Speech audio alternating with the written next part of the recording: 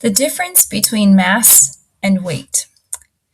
This is a very distinct difference between mass and weight. A lot of times they're taught as being interchangeable, but they actually mean two different things.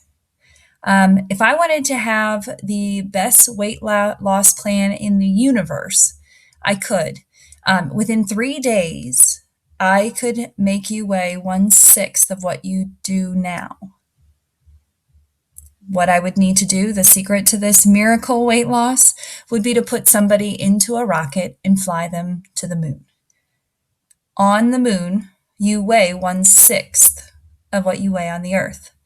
The problem is, you don't look any different. Your mass stayed the same, but your weight changed.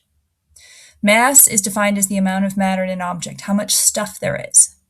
Weight, on the other hand, is the gravitational force acting on the object. So let's see the difference between mass and weight in a real life situation.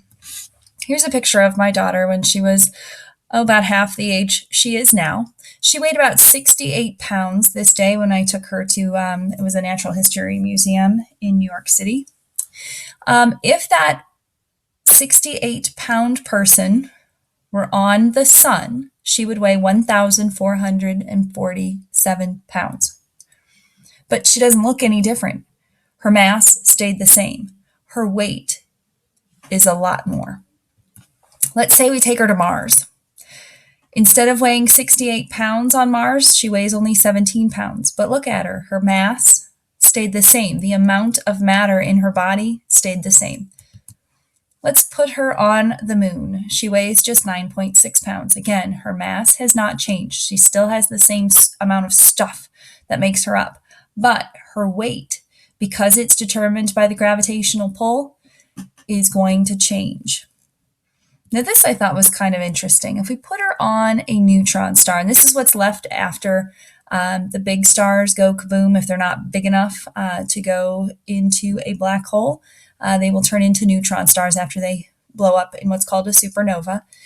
You look at it, it says 0.827 pounds. Now, that doesn't look real interesting until you see what it says right under the number. That's in trillion pounds.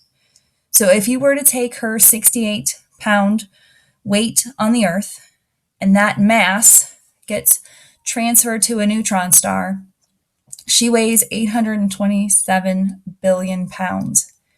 That's a lot.